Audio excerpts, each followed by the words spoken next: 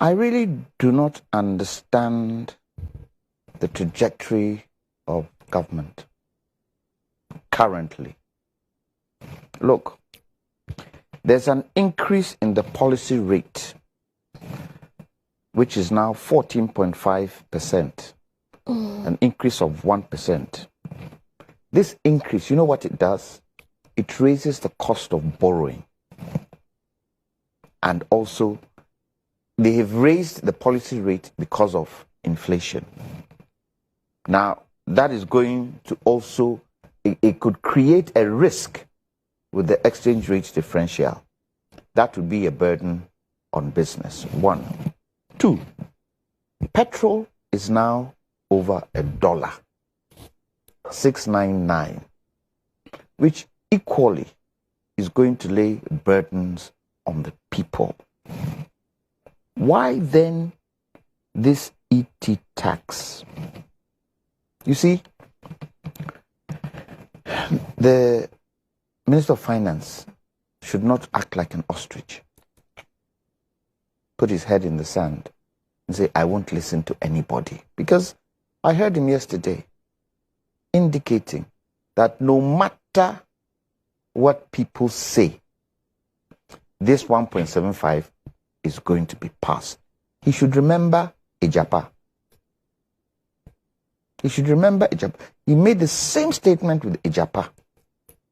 Where did it end them? Yes, they want to bring Ejapa back. No problem. We will see the content of Ejapa, and if we have to oppose it, we will oppose it. But sir, I asked the question. Now who calls him? Now who calls him? The debt burden at the present moment is 341 billion cedis. It will even be more than that. And as of September, the current government came in indicating that the previous government had raised debt in this country. Unfortunately, they have also raised debt, haven't you? Haven't they? There's the estimation that the debt to GDP by the 81%. End of the year would hit 81%. 81%, yeah. And who is caught in between? It's the people. The people don't, it's like you're in a straight jacket. You don't know where to turn to. You don't know who to give you a bit of solace to be able to see your way through. And it sounds and it looks as if there is total confusion. So I asked the question. You came in 2017 and you said, we are not interested in adding new taxes. Yeah. We are interested in production, added value. Why the cocktail of taxes now? What went wrong? What couldn't you manage for you to now depend solely on taxes? Now remember something. Watch this. 78 million cedis from toll booths is a guaranteed amount of money. You know, whatever the case, you can get it. And you know, whatever the case, you can even decide to increase toll booths. Right now in Ghana, we have only 32 toll booths around the country. You can increase it and increase that 78 million. This 1.75 tax on, on Momo, people will find ways around it. There's no guarantee that the 6.9 million, is it million or billion? Billion, that they feel they can get from this tax. There's no guarantee that they would get it. Because people might decide, okay, we are not going to send money through Momo anymore. We will go the old way. So I want to send you money. What is the best way? Send your driver. Let him come to Accra. How long does it take? I'll give him the money, brings it back. Mr. Jantuah, just this. What did I said 10,000. I was making reference to 100,000 Ghana cedis, which is because if you do 10,000, that will give about 750. So I was referring to 100,000 Ghana cedis if you want to send it to your business partner in Kumasi, just because of this the statement he made, so that should be in context. Yeah. Mr. Jantuah. How can we tax and not do anything about spending and expenditure? I heard the chairman of the finance committee indicate, and he said he doesn't really care what his fellow members of his party feel. He thinks that executive parliamentarians should put their first step forward and reduce some of their benefits. Article 71. And I think it is right, because we are all in this mess together. When they were borrowing, who were they borrowing for? When they were bringing up ambitious projects, who were they doing that for? Ambitious projects that are very difficult and very expensive to put in place. And so I ask the question, haven't we got to a point where we should put in a long-term national development plan? Don't you think if we had a long-term national development plan, everybody would be able to know what is what and what is where? Because right now, if the CPP come into power, some of the projects they've started, we won't do it. So who should be blamed? If the NDC come into power, some of the projects these people have started, they won't do it. So who should be blamed? However, sorry? Who should be blamed? Because you guys did a plan. Yeah, this is what I'm coming to that. If there is a national development plan which creates continuity, you are obliged to follow. You are obliged to follow the plan. Every Ghanaian will know what the plan is. If the plan is going a certain way, Ghanaians can pull government back and say, that is not what the plan says. Do it this way or do it that way. But we are basing our development on party manifestos. Party manifestos, that is a dream of a party that the people really can't say much about. What has happened to the 1 million one district? And he was right. When you read the budget, 134, says what? Agenda 111. However, it's 124. This is hospital they are talking about. Confusion. 7 regional hospitals. Confusion. Maybe we've gotten to a stage. Now, this is even most interesting. You are pushing digitalization. Fantastic. But you are slapping people in the face with taxes on digitalization. You talk about the private sector being the engine of growth. How can the private sector compete with government where loans are concerned in this country? Because the banks would always lend to government instead of lending to the private sector.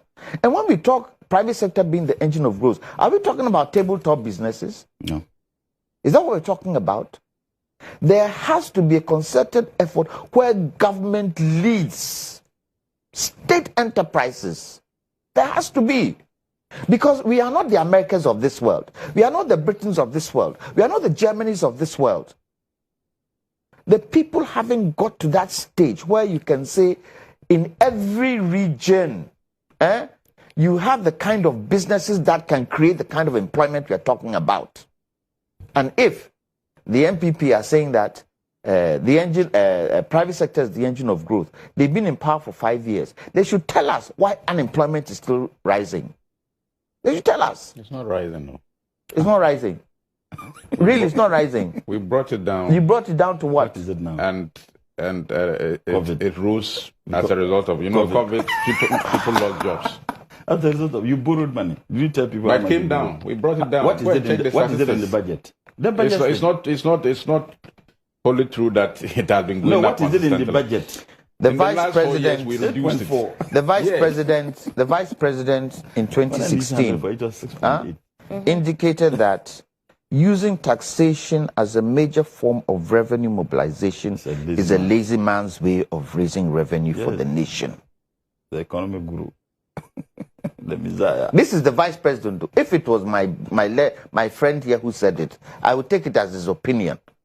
This is the vice president who is an economist. The vice president gives opinions as well. Yes, so this is an opinion. This is an opinion. Let me repeat it.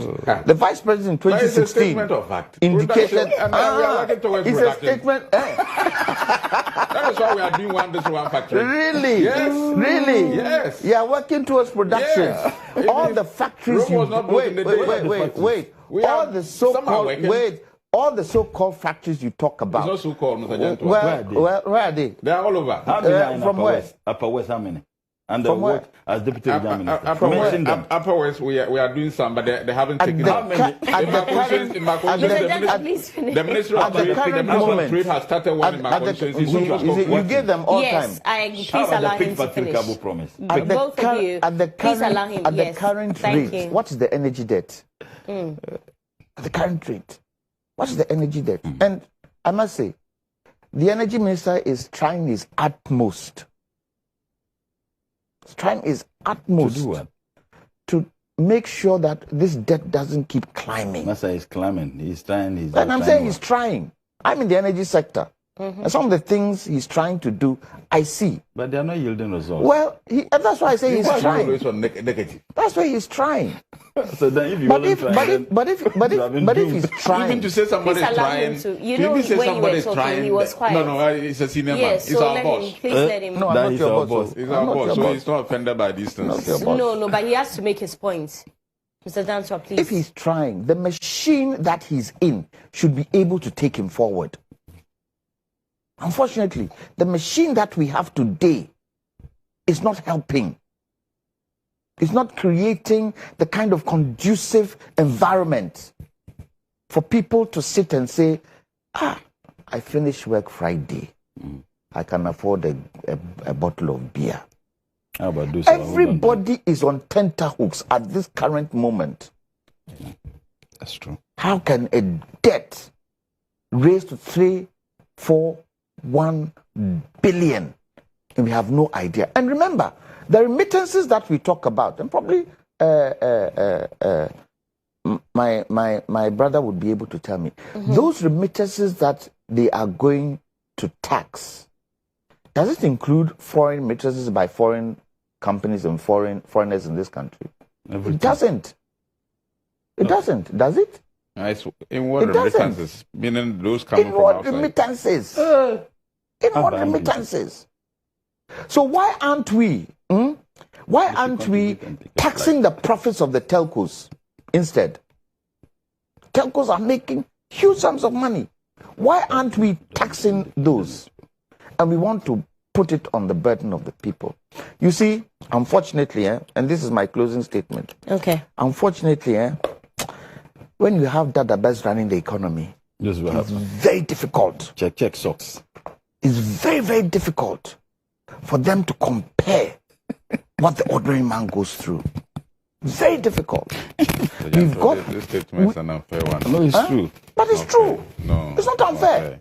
It's true. Everybody in Ghana is try as much as possible. I said when you have Dada best, that is not those who wear check socks. Really? It's not and have bangles in their hands. No. You don't understand the meaning of Dada. No, it's you can't describe anybody. Two children. Okay. Let me give you an example. Me sitting here, I'm a Dada. Yes. Me sitting here. I know. No, they are not. Are you sure? What's wrong with it? What's wrong with it? It's not condescending in any way. So you have to be able. Exactly. He wants to join that. It's not condescending. Exactly. It is. What is condescending about the country and you don't know what is happening on the ground? Let me ask you a question. So let me ask you a question. The minister for Agriculture just told us the wife hasn't told him the food prices are. Wait, let me ask you a question. Hold on. You can be a Dadaba, and you can be a ghetto child and be a Dadaba. You can be raised in the slums. The context in which let me ask you a question. Is it the context that the leaders have lost touch with the ground? Let him understand what I mean. Let me give you an example. You're a deputy minister, aren't you? I am. Yes, and a member of parliament. Were you brought up the same way the president was brought up? No. Were you? No, we Did you go to the same schools he went to? No, but you see, the point I'm making is that for you to run an economy or to run a country, you need to be in touch with the reality on the ground. Oh, you must have feedback. Really? So the fact that you have... So they are really? The feedback is to put 1.75% tax on a system that people who can't even afford bank accounts use for business transactions. And you tell us that we are building the private sector, and the private sector that you talk about, these small ones, that is what they use to transfer to do business. I have some few things to say. They've spoken for long. Unfortunately, we're going to move on. Oh. Yes. I'll give you 1 minute. Let me conclude by saying, yes, please, Mr. Jantuah, please conclude. We need a national discussion. You had more time than he did. We need a national discussion on some of these things. And the government should be willing to have that national discussion. Are you for the people who are kicking against the approval of the budget? Yes. The budget? Yes. Okay. Portions of the budget or the whole budget? Or the entire thing? The budget. The budget. Whole budget. Yes. It's not progressive. Yeah. It is very It's not progressive. And you are not I want you to be worse than NDC now. Please let him finish. No, it's not. I'm not worse than NDC. Mr. Jantuah, please go on. My party, CPP, we are not in favor. What about it do you want changed? The whole budget. I think it's knee-jerk. And we haven't really sat down to think it through. This, you start. You start, yes. So do you think it's easy to run a business? No, certainly not. Don't you think if you're going to do you start, and we are putting quite a lot of money in there, $1 billion a year, isn't it? To even change the mindset of the people, that is where you start from. Okay. Because you see, we have a certain mindset. And if you give somebody X amount of money to start a business and they don't have a clue as to what it is to start a business, you don't build the capacities of these little ones, these young ones. You see, to do that, you've got to start from the schools. There has to be lessons taught our children as to, if you want to go into the private sector, X, Y, Z is what you need to do. Do we have career guidance in this country?